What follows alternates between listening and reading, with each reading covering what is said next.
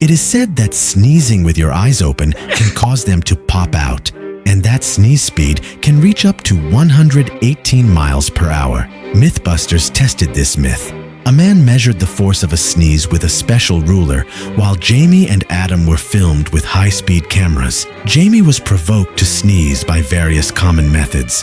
None worked until pepper was used. He sneezed strongly, but couldn't keep his eyes open during the sneeze. Adam tried to hold his eyes open with his hands while sneezing.